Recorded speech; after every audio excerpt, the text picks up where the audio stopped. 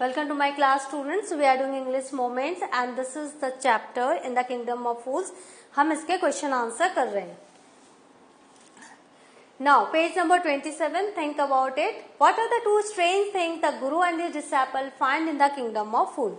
तो kingdom of fools में कौन से दो strange things जो गुरु and उसके disciple ने देखी?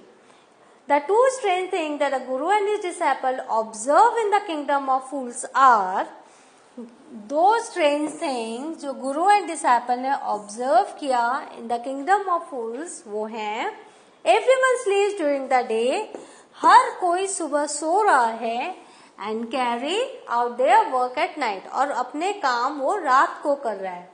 आपने देखा था खेत भी रात को जोत रहे हैं और सारे काम भी रात को हो रहे हैं. The cost to purchase anything from the market is the same. और उस दूसरी खास बात ये थी, स्ट्रेंज थिंग था कि कुछ भी आप खरीद रहे हो वो एक ही डुडू में आ रहा है, दैट इज 1 रुपी 1 डुडू. Whether it is a measure of rice और a bunch of banana it cost the same. तो या तो वो मेजर ऑफ राइस हो या फिर बंच ऑफ बनाना हो, सबका कॉस्ट जो था सेम ही था. Why did the disciples decide to stay in the kingdom of fools? तो जो गुरु जो चेला था उसने क्यों सोचा कि मुझे इस kingdom of fools में ही रहना है? Is it a good idea? क्या ये अच्छा आइडिया था? The disciple decides to stay in the kingdom of fools because he is delighted that everything cost a single Dudu. क्यों वो रहना चाहता था? क्योंकि उसको बहुत खुशी हो रही थी कि अरे यहाँ तो सब कुछ एक ही रुपये में मिल रहा है, and everything is very cheap, और सब कुछ बहुत ही सस्ता है. All that he wants was good and very cheap food. उसकी बस एक ही इच्छा थी कि उसको बहुत अच्छा और सस्ता खाना मिल जाए जो उसे इस गांव में मिल रहा था. According to the Guru staying there is not a good idea. अब गुरु भी कह रहे थे कि वहां रहना कुछ अच्छा आइडिया नहीं है, as the people are all fools, क्योंकि सारे के सारे लोग मूर्ख हैं. And so he feels this situation can be dangerous, और उसको ये लगा कि यहाँ पे सिचुएशन कभी भी डेंजरस हो सकती है, as he is not sure about what they will do in the future. क्योंकि उसको ये आइडिया नहीं हो रहा था कि ये जो फूल्स हैं वो भविष्य में क्या करेंगे, उनको कोई कुछ पता नहीं चल रहा था. तो इसीलिए उन्होंने अपने चेले को बोला कि चलो यहाँ से चले चलते. And like Guru we also think though it was not a great idea to stay in the kingdom of fools.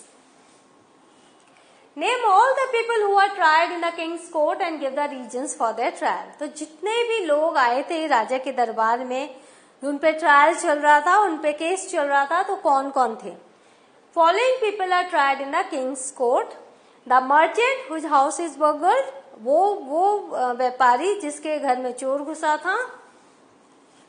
Because his house wall is weak and it falls upon the burglar and kills him, क्योंकि उसके घर की दीवार जो थी कमजोर थी और वो चोर पर गिर गई और उसको उसने मार दिया.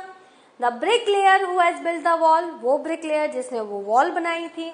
Because he has built a wall which is weak and which collapses killing the burglar, क्योंकि उसने जो दीवार बनाई थी वो वीक बनाई थी और वो बर्गलर पर गिर गई और इससे वो मर गया, तो इसीलिए वो रियल एक्यूज हो गया, उसको बुलाया गया.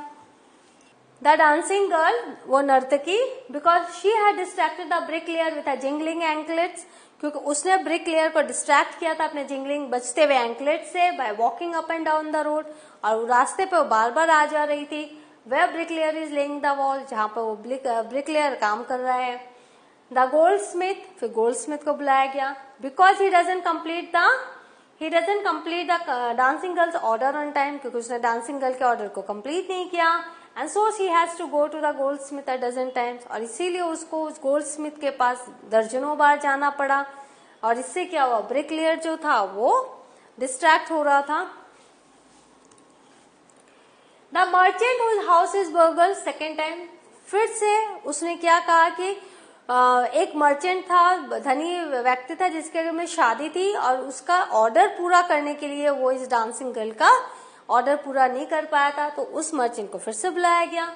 Because his father has persuaded the goldsmith to finish his order first, thereby delaying the dancing girl's order. तो उसके पिताजी ने वो ऑर्डर दिया था और वो बार बार बोल रहे थे मेरा काम जल्दी करो, तो इसीलिए वो डांसिंग गर्ल का वो ऑर्डर पूरा नहीं कर पाया था. Since the merchant father has died, अब उसके पिताजी तो गुजर चुके हैं. The merchant has to be executed in his father's place, तो पिताजी की जगह उनका जो बेटा है जो मर्चेंट है उसको फांसी चढ़ाई जाएगी. द डिसाइपल, फिर डिसाइपल आया, उसको बुलाया गया। Because the merchant to thing to be executed by the newly made stake, जो नया जो स्टेक बनाया गया था उसके लिए वो जो मर्चेंट था बहुत दुबला पतला था, तो इसीलिए एक मोटे व्यक्ति की तलाश शुरू हुई, और वो डिसाइपल जो था वो बहुत मोटा हो गया था खा पी के, तो उसे बुलाया गया। The disciple is very fat because he is stout, तो वो बहुत मोटा है और इसीलिए उसे बुलाया गया। Now who is the real culprit according to the king, तो रियल कल्प्रिट कौन था राजा के अनुसार? Why does he escape punishment, और कैसे वो पनिशमेंट बच गया? The real culprit according to the king is the merchant, because although his old father is the real murderer, he is dead and someone has to be punished, has to bear punishment. You can write. Someone has to bear punishment in his place. तो राजा ने कहा कि तुम अपने पिताजी के wealth को जब तुम एंजॉय कर सकते हो तो उनके सिंस को भी तुम्हें ही भोगना पड़ेगा, और सिंस के कारण जो भी पनिशमेंट पिताजी को मिलनी चाहिए वो तुम्हें मिलेगी, because father is dead and he is the son of the father. He escapes the punishment because he is too thin to be properly executed on the stake, लेकिन वो उसकी किस्मत अच्छी थी, वो इतना दुबला पतला था कि वो उस स्टेक के फंदे में नहीं आ पाया, इसीलिए किसी मोटे व्यक्ति की तलाश आरंभ हुई। What are the Guru's words of wisdom? जो गुरु थे उनके ज्ञान के शब्द क्या थे? When does the disciple remember them? कब डिसाइपल को गुरु की याद आई?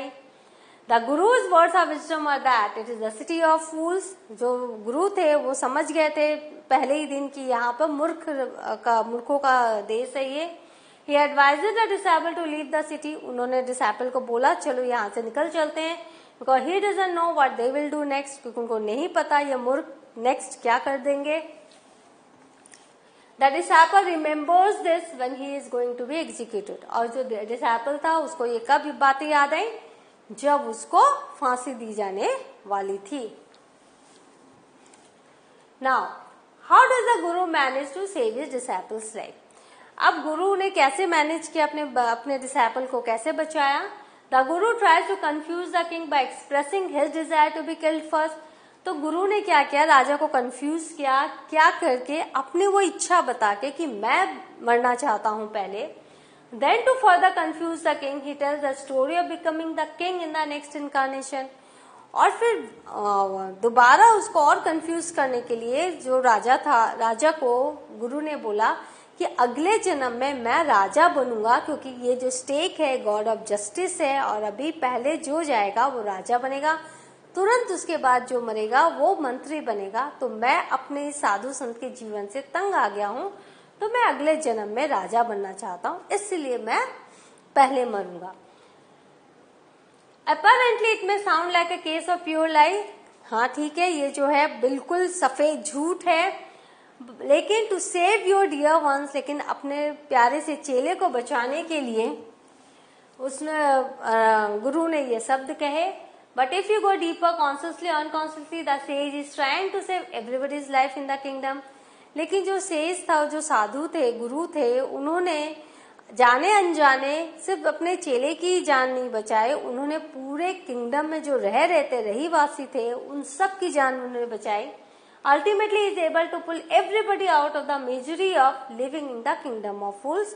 Ultimately क्या हुआ? उन्होंने उन सबको मुक्त कर दिया उस किंगडम ऑफ फूल्स में रहने के लिए, उससे मुक्त कर दिया, क्योंकि डेथ किसकी भी? राजा और मंत्री की, जो मूर्ख थे।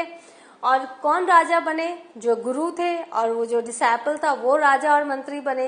तो सारे के सारे जो उस किंगडम में रहते थे उनको एक नया जीवन मिला, और वो बाध्य नहीं थे किंगडम ऑफ फूल्स में रहने के लिए। तो इस तरह से आपने देखा, हमने इसके क्वेश्चन आंसर किया। तो आपने ये देखा, अगर क्वेश्चन प्रेजेंट टेंस में है तो उसका आंसर भी प्रेजेंट टेंस में होगा।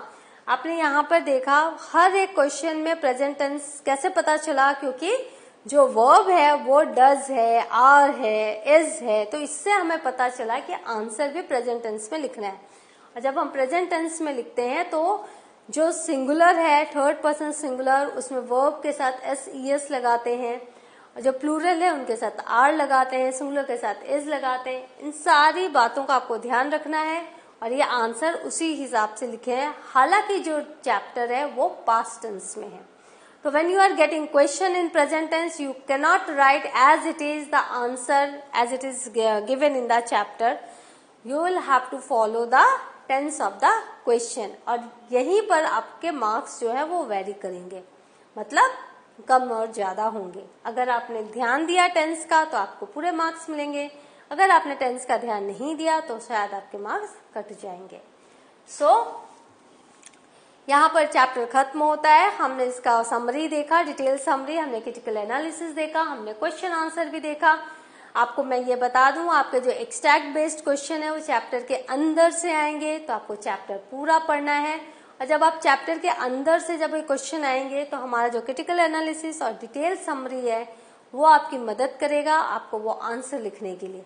So please go through the chapter in detail और उसको बार बार पढ़िए, इमेजिनेशन करके पढ़िए, ताकि आपको हर एक इवेंट जो है वो याद हो जाए और उसको आपको ये पता चल जाए कि जब वो लाइन दी जाती है, डायलॉग दिया जाता है हु सेड टू हुम, तो इसको आप अच्छे से लिख सकें। So in the next class I shall be here with a new chapter. Till then have a good revision. Thank you.